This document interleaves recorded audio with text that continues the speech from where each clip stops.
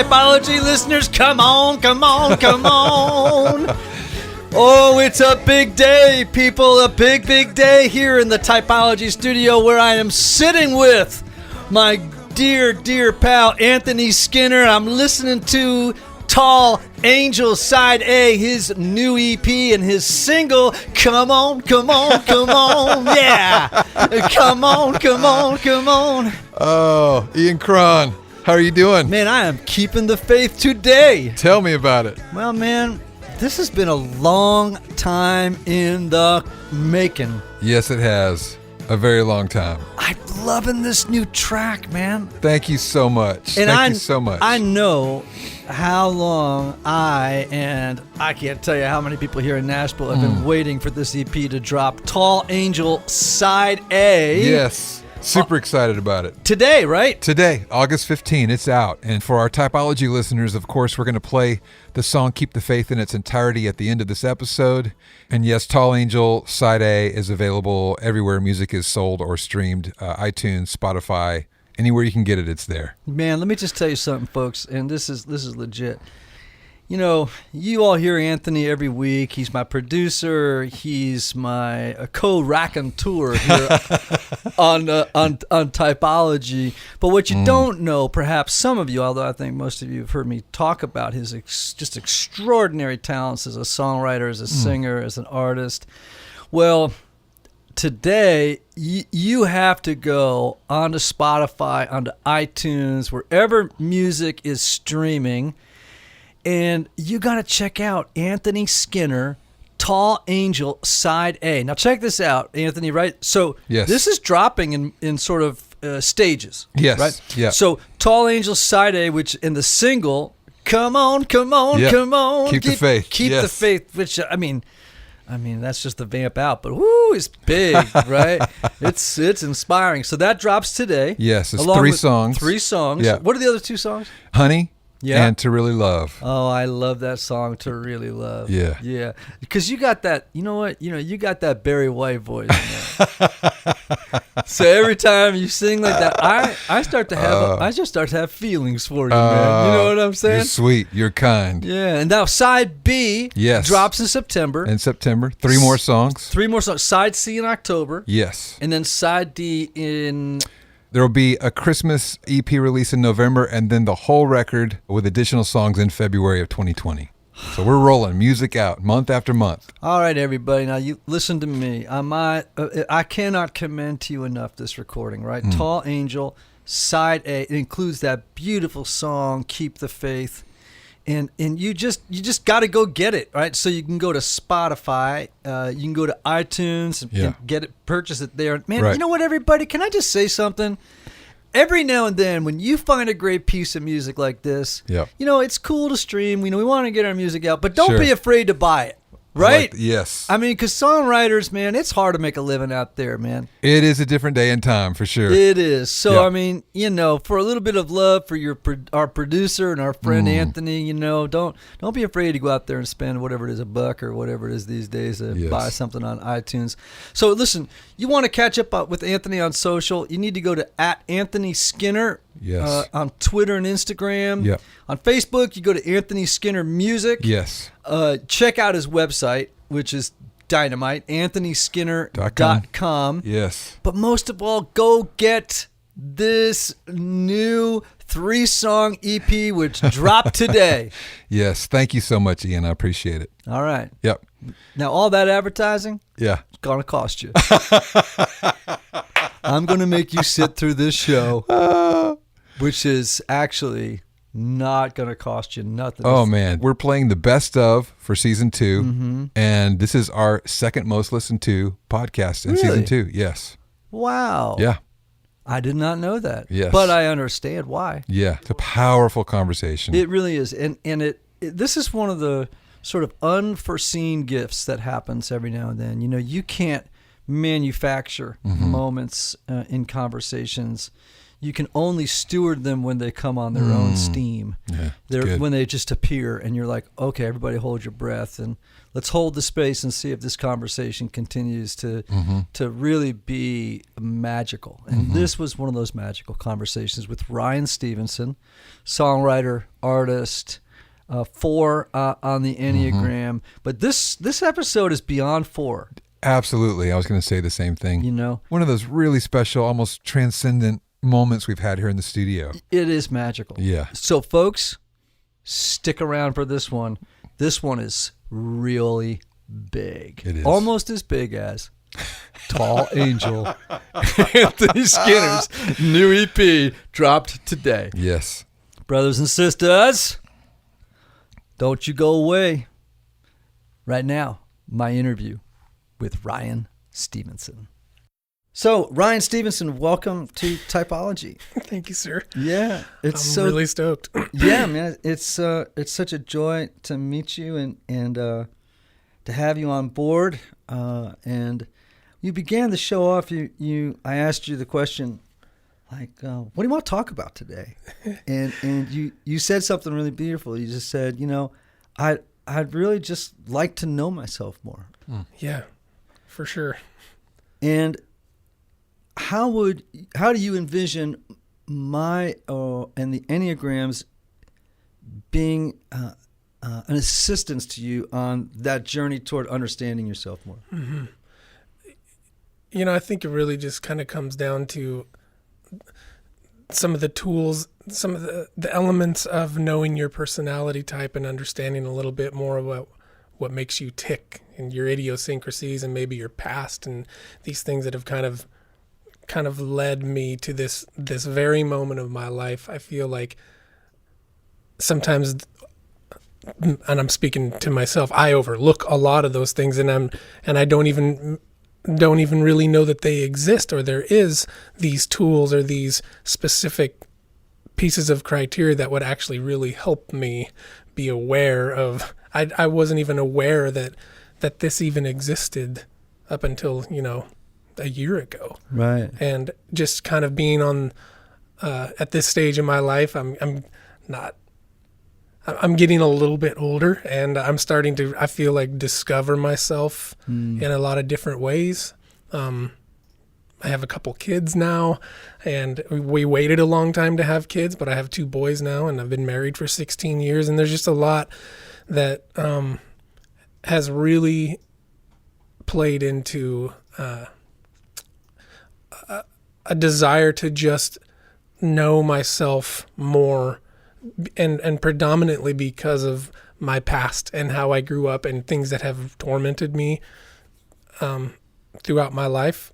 I think kind of a switch went off, and I just said I don't want to always go around those same cycles of dysfunction and those same old bends, even though I have experienced a great degree of healing and some freedoms in my life. There's still just some things that continue to torment me, and I feel like just starting to dive into the Enneagram and be more aware of things that just make us who we are, right, could be pretty helpful. Okay, that's great, man. And I think you mentioned to me coming in here, you're just about to turn 40, right? Yeah. And that is an inflection point. It is a season where I do think a switch goes off, and so much of the agenda of that first half of life is worn out. You've either answered the questions of that first half of life, like, am I adequate? Can I succeed? Can I do life well? Can I, if I were going to use a biblical allusion, I recognize that our audience isn't, not everybody self-identifies as a Christian, but I think this is a universal truth, right?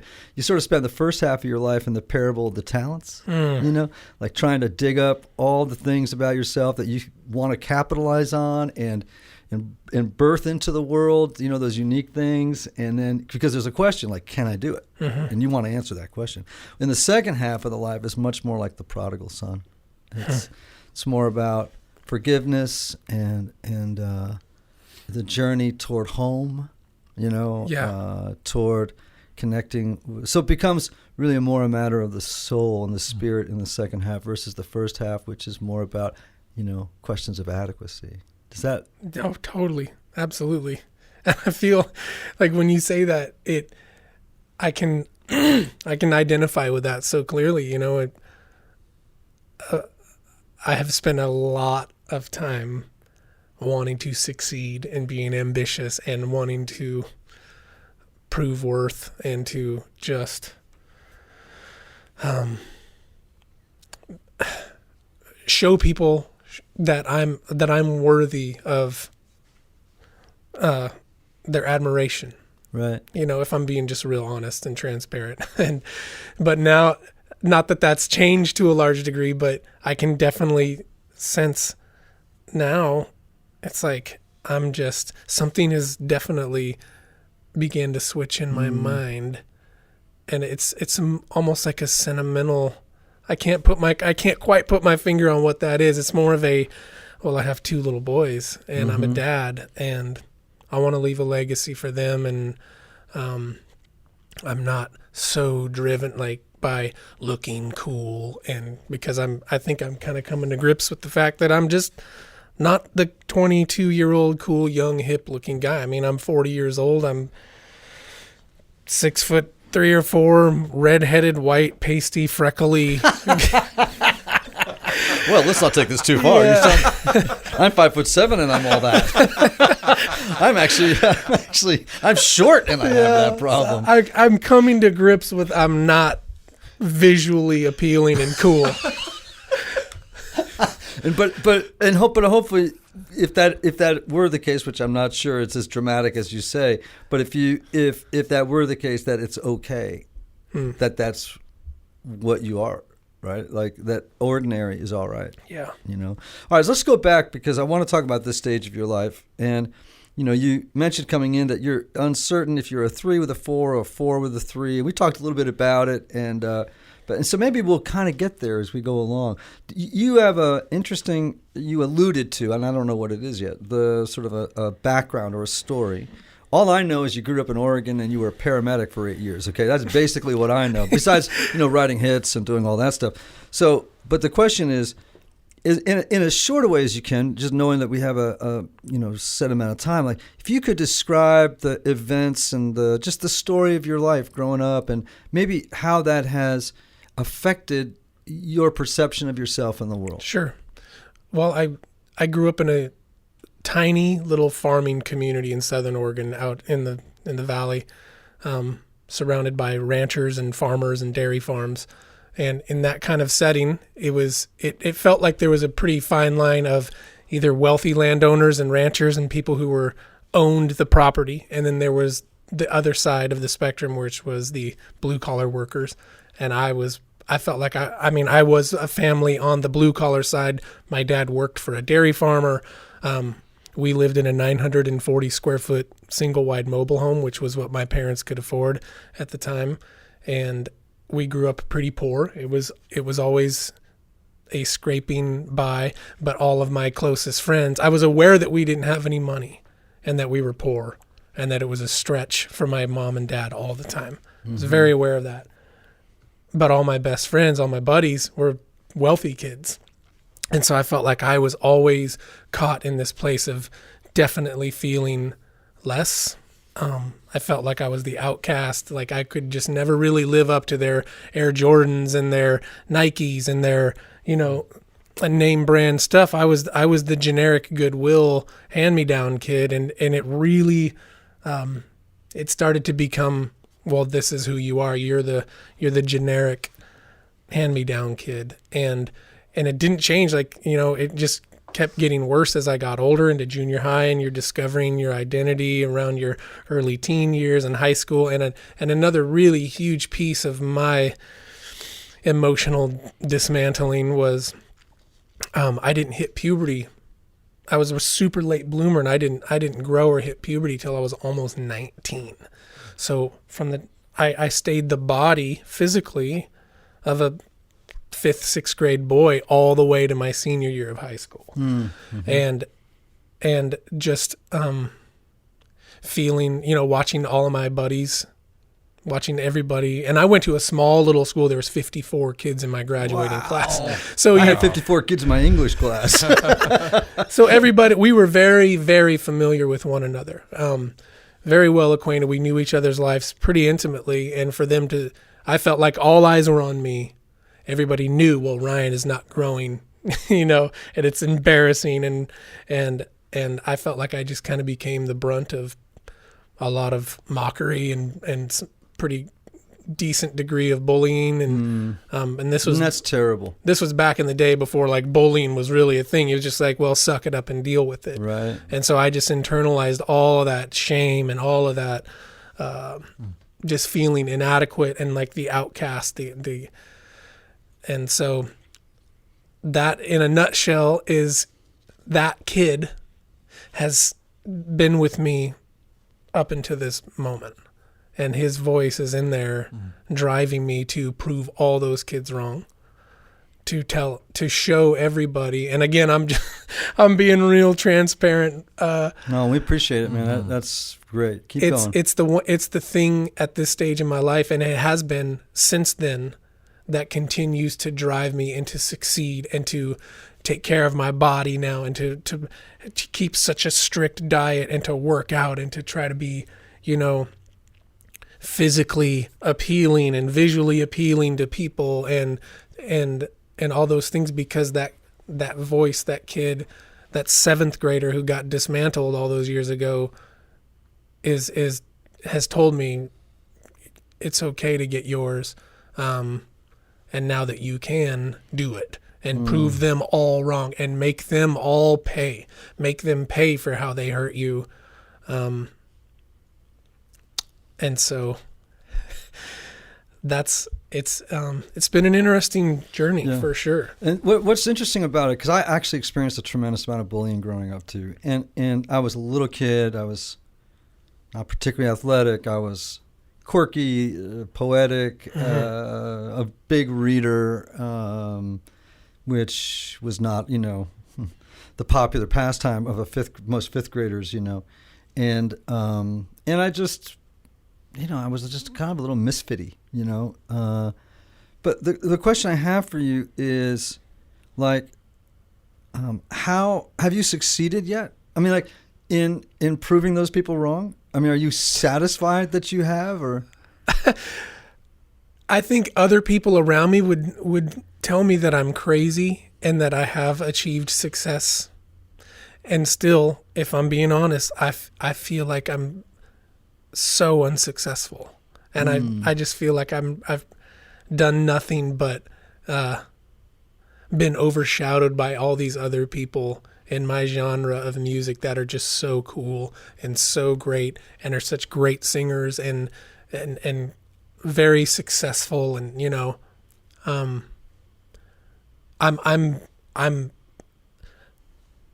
don't get me wrong, I'm very grateful and honored and so thankful for any success at this point in my life. And there's definitely been some amazing successes over the last several years, and I definitely recognize that and respect it and love it, and I'm so thankful. And I can't tell you why I still feel unsuccessful. I still feel driven to just do more. Is it that you feel unsuccessful or still broken? Still broken, for sure. See, so it's interesting. Your language is both very 3-ish and very 4-ish at the same time. You're evidencing very strong features of both types. And this is really important for our people, because I think a lot of times people think, oh, it should be cut and dry. It should be very, very clear. And Ian or any other Enneagram teacher, if you can't help a person nail down their type in 20 seconds with your brilliant expertise based on your knowledge, then you somehow have revealed your weakness or your inability or your lack of mastery of the Enneagram. It's baloney. It really can take people a long time to figure out their type, because it's very nuanced. It's very close. And as I mentioned to you earlier, that was my experience. I've seen it many, many times. Self-discovery is a journey. It's not a moment. It's not a moment in time where you go, I'm this, Yeah. right? It's always toward realization, right? Becoming real, really you, really the mission you were sent here to do is something that happens. It evolves. Yourself is evolving. It's revealing itself as you go along. Right? And the Enneagram can help accelerate that journey or clarify pieces of it, but it doesn't stop it once you know your type. You know, that would be a false. Okay, let's go back to your childhood, because you have described a childhood that was poor, that was sounded like full of envy, right? Like about probably comparing yourself to others, physically, comparing yourself to others economically, socially, maybe creating in you either a drive to succeed and a sense of of deficiency, and sounds like both, right? Like absolutely both in play. So if you were going to name that story, like in a memoir, like 3 words, or whatever, what would the name of that memoir be? Oh, man, that's a tough one, because I'm a writer and I should be able to just pop that out right now. Yeah, it's interesting. Every time I ask this question, people look at me like they're a deer in the headlight, and so I'm going to give you a couple of seconds to think about it while I do an ad. Okay. Because I think it's an important question. Okay.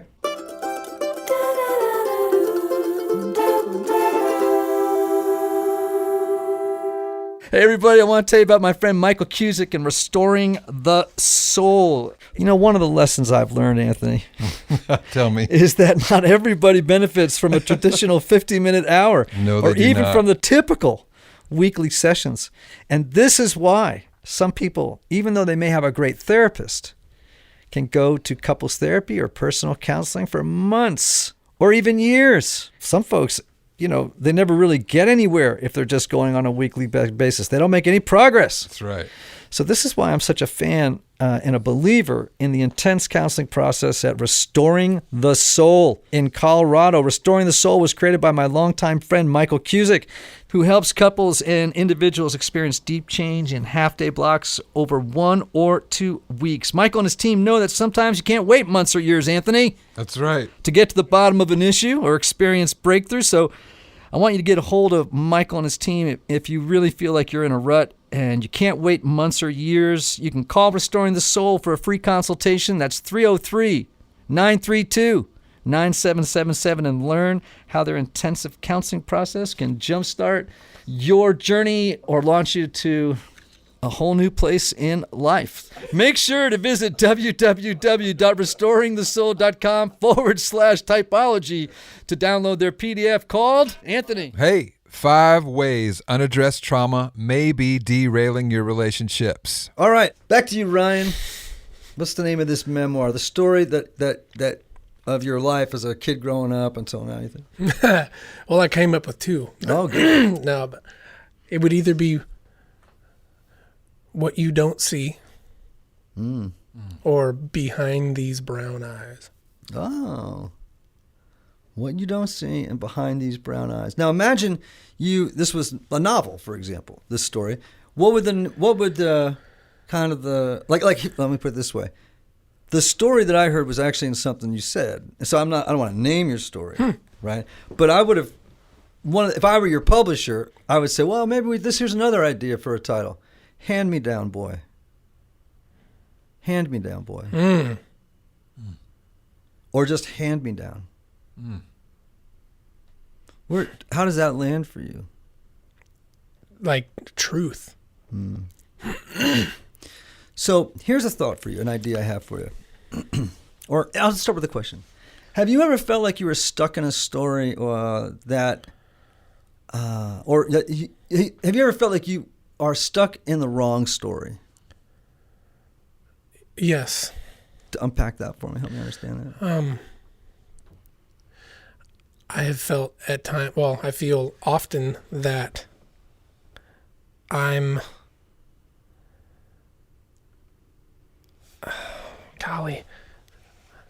that maybe some of the decisions that I've made in my past in out of insecurities or immature seasons of my life that, have either wounded people or wounded myself, and I'm still suffering the consequences of some of those things emotionally, relationally.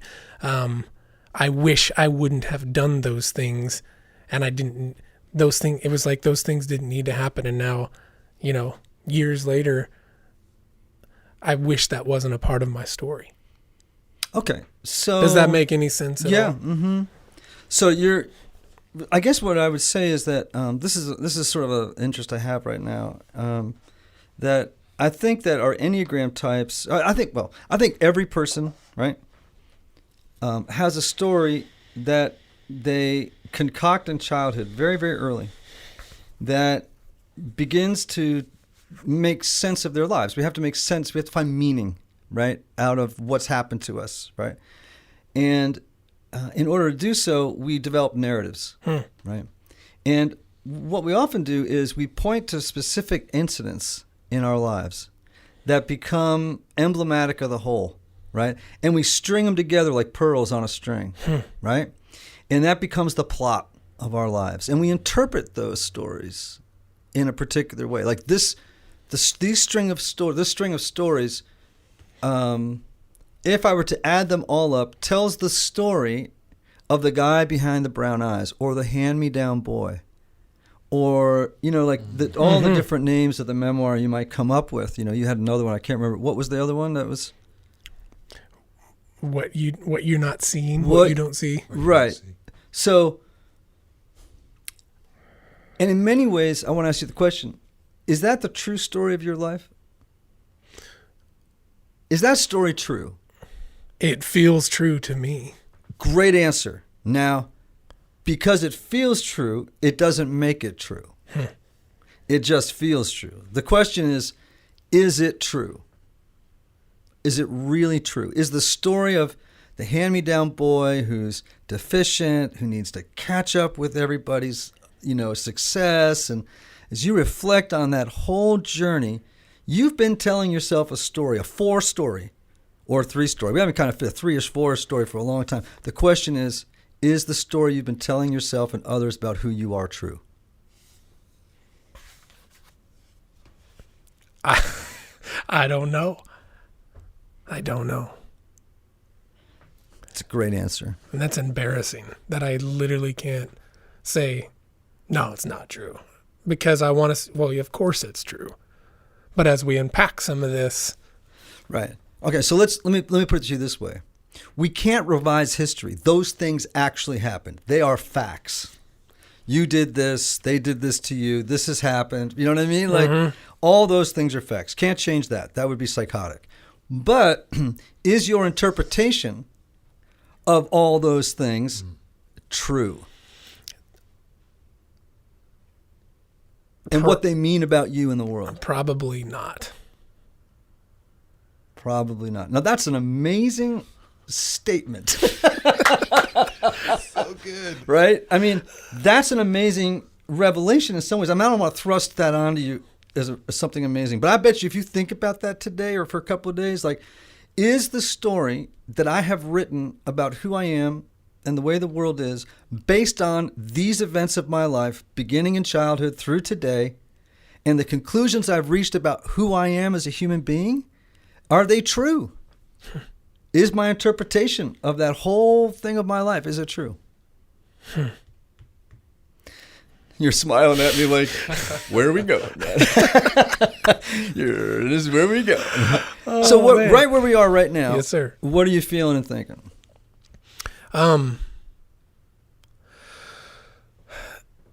Tension,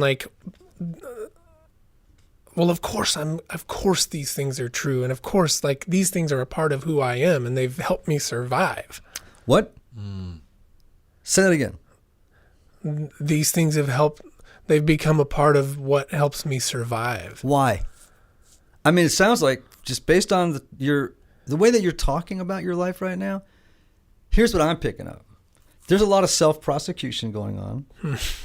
There's a lot of shame, a lot of self-condemnation about things that have happened, your perception of who you are. How has that helped you survive? Sounds like it's killing you. Yeah. Oh, it's a double-edged sword. It kills me and it kills me and it drives me at the same time. Okay. Now, you self-identify as a Christian. Mm-hmm. Do you think the story God wants you to live in would alternately kill you and drive you at the same time? Is that the story God wants for you? No. Okay. Well, that's a pretty big idea, right? But you are saying that the story is helping you survive when isn't the purpose of life to live, not survive? Mm-hmm. I mean, there's a big difference between surviving and living, right? Does God want you to survive or live? Live. That means, I mean, this is training to me, right? Like, that means the story you're living has to be revised, or your interpretation of that story. And you have freedom to do this, by the way. The story you're telling yourself, you can change the way that you read it and interpret it, and therefore how you can change the identity. This is maybe as part of what new creation is. Like, you can reinterpret the story and exit on the other side of that with a whole different view of yourself in the world. Living, not surviving. Yeah. That's a fascinating idea to me. I'm in tears over here. That's beautiful. Man.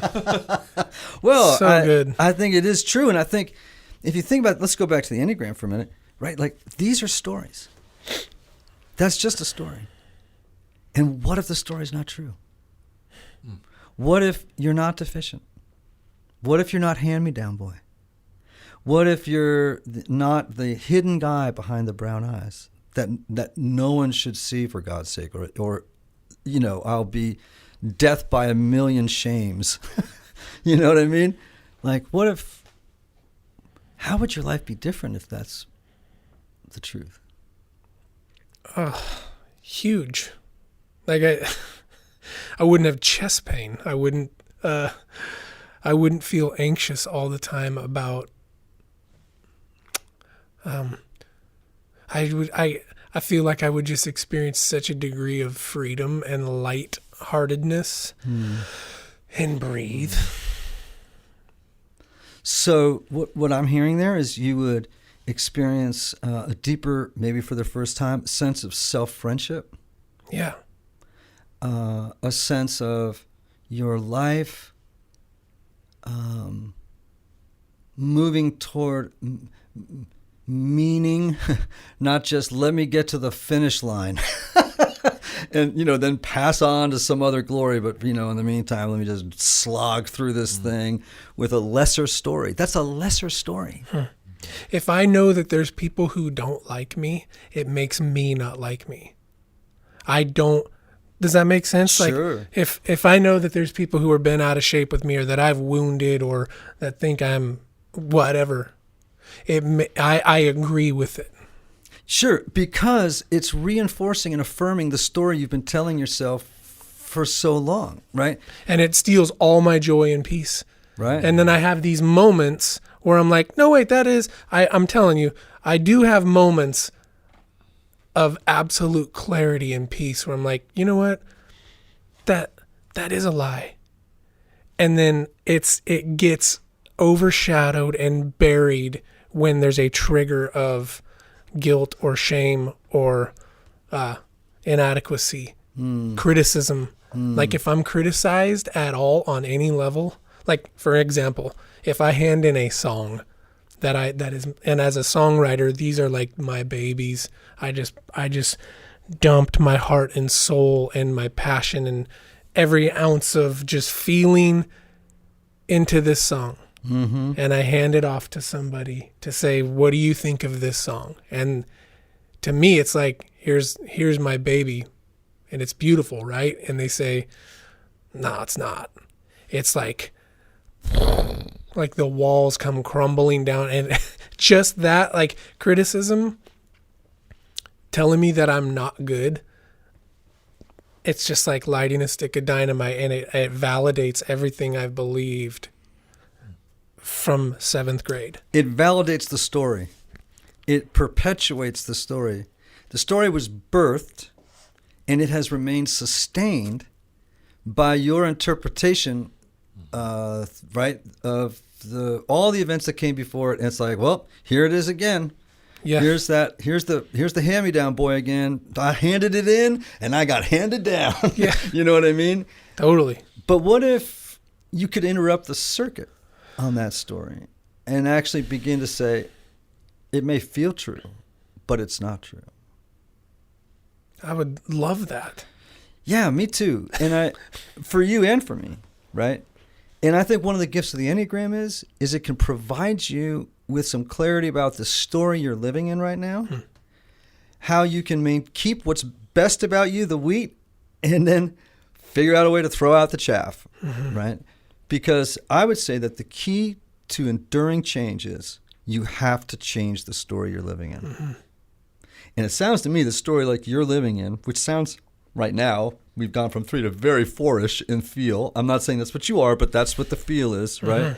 All this shame, sense of the triggering of shame, easy triggering of shame, brokenheartedness of. It sounds like you, at least at this moment in your life, you're spending a lot of time living in the past, looking over your shoulder. That's very 4. 3s don't do a lot of that. They look into the future. It's always the future. I'm always looking into the past. Well, all right. Well, that's a good clue. You know what I mean? If my wife were sitting right here, it's probably her biggest frustration with me.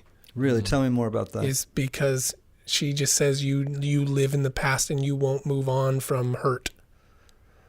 And you just live in it perpetually. So are you addicted to your suffering? I don't know. What an amazing question. I would love to never, I hate suffering. I would love to not suffer. But as you talk about that, like it's such a familiar thing that it almost feels better to get in there and like, okay, well, at least rethinking about those heartaches and that stuff feels so comfortable and familiar, almost like a friendly place.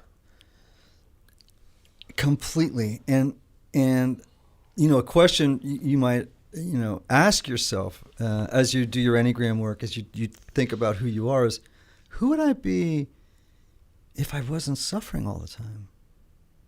Like, because a lot of times the 4s, by the way, the things they suffer about are actually camouflaging what they really should suffer about. You know what I mean? It's like they get sort of hung up on the story of my suffering, and then what actually is it's really hiding what the true suffering is that they're really afraid to look at.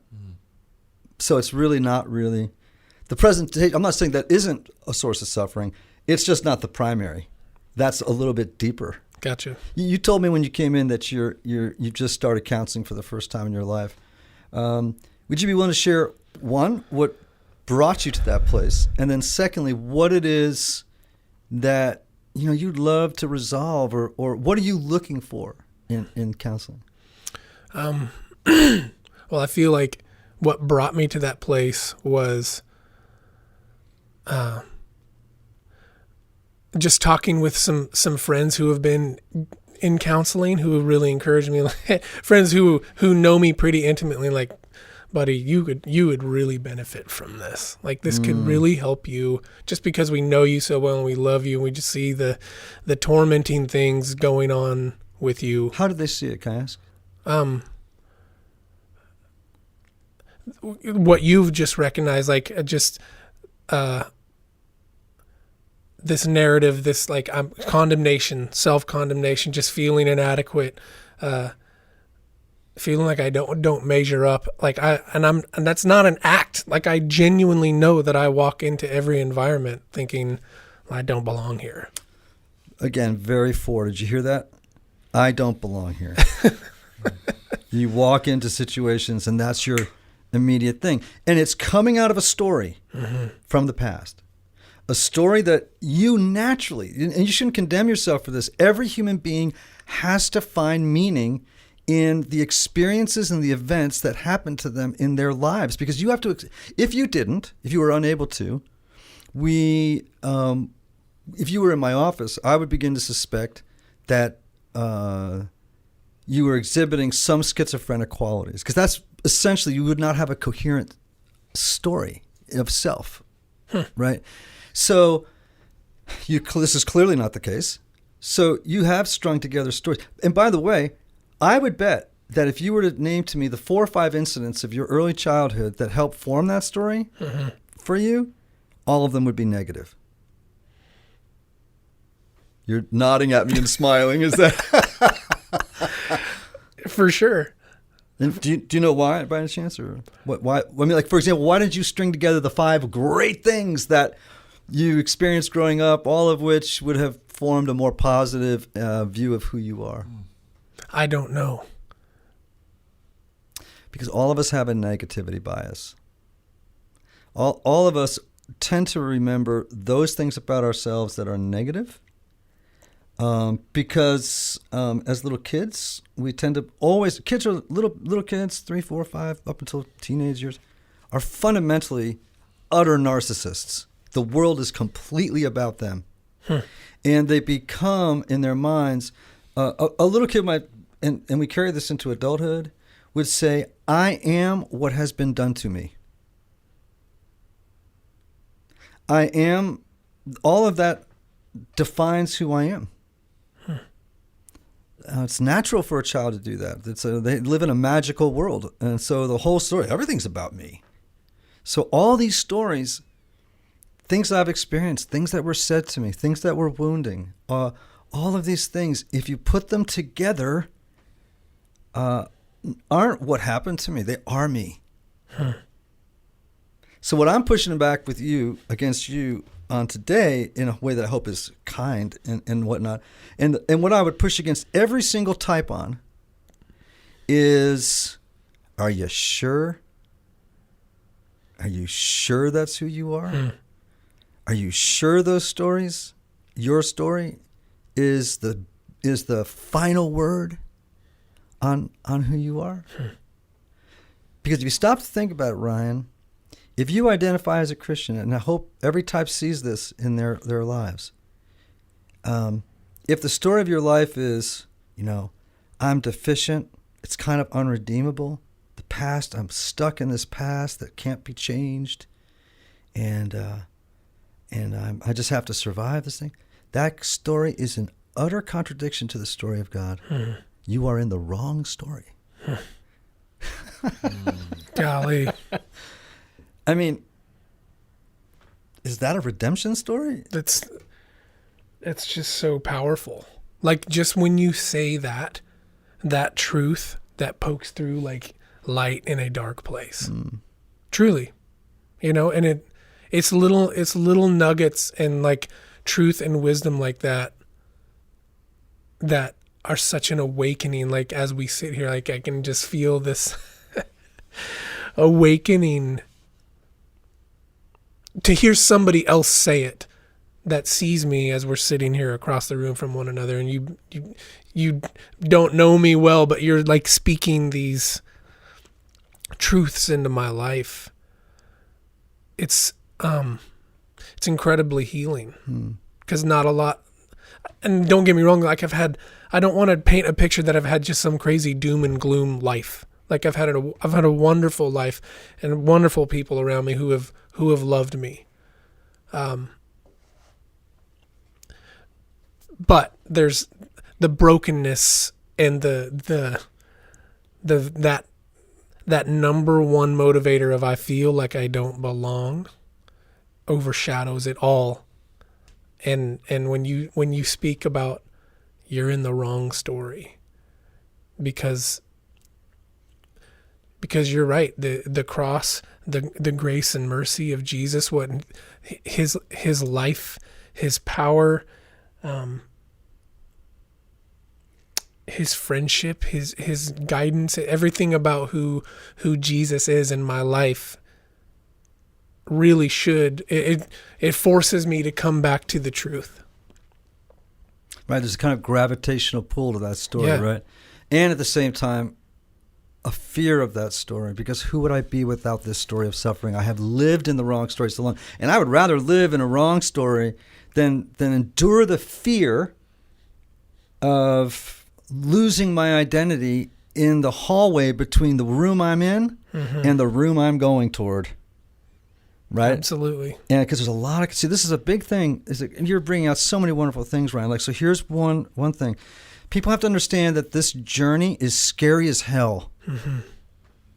It is scary as hell to let go of an old story and to move into a new one, because you, in the middle of it, are going to feel like, I don't have a story.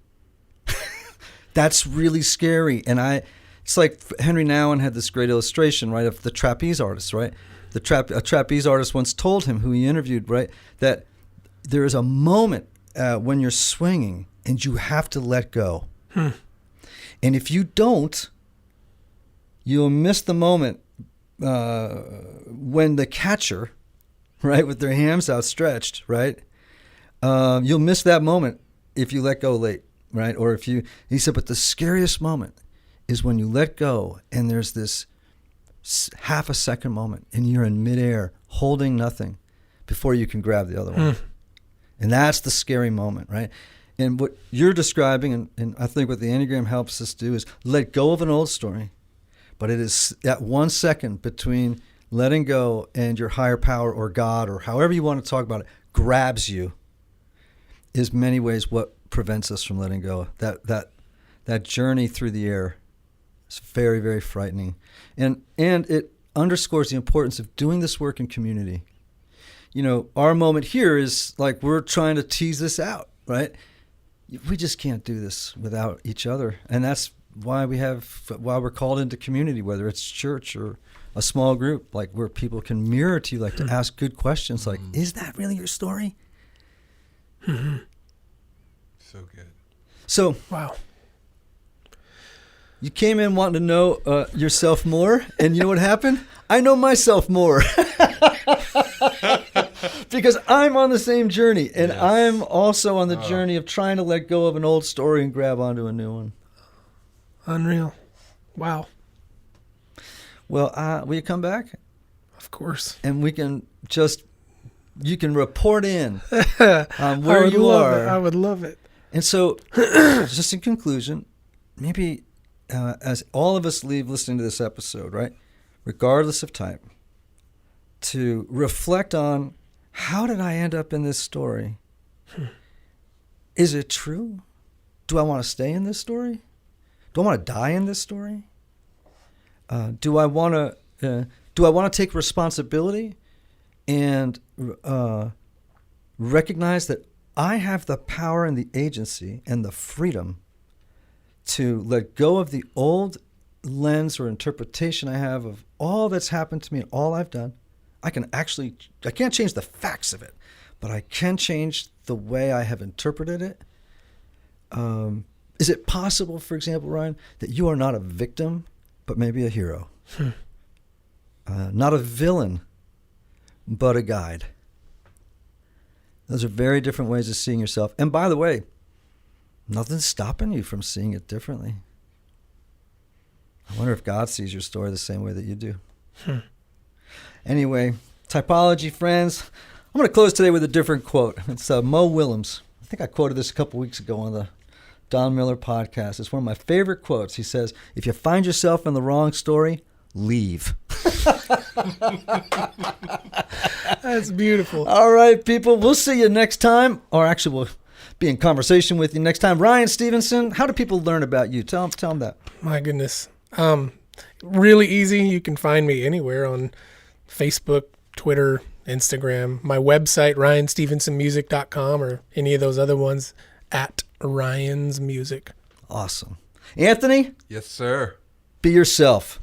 Everybody else is already taken.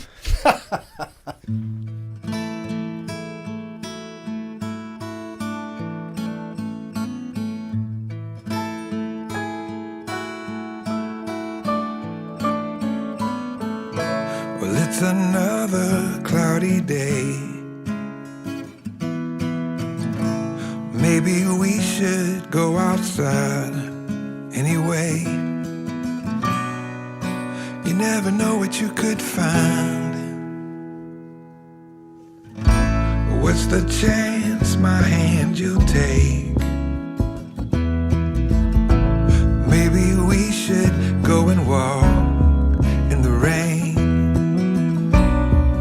let your troubles just fall away.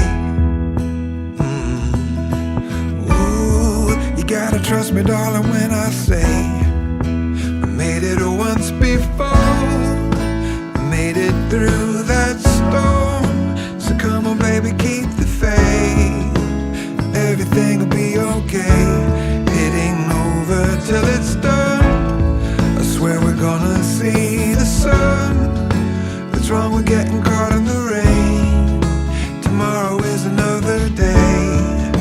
So come on, baby, keep the faith.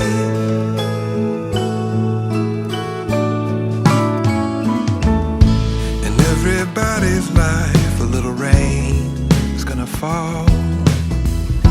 You're looking for the door, but all you can find are walls. And people can be hard when you hit the ground. Ooh, don't let the heavy people bring you down, down, down.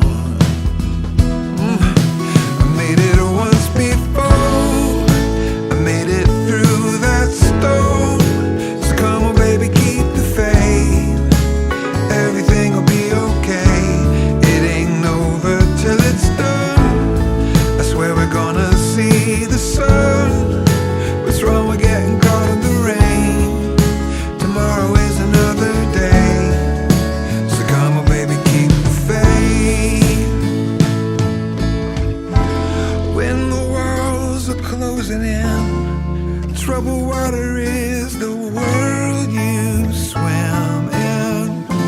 When there's nothing left to lose, there is one thing you can choose.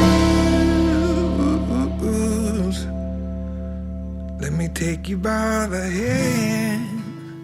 Baby, give me your hand. Together we'll find a way. I know we're gonna find a way. It ain't over till it's done. Keep working till you see the sun.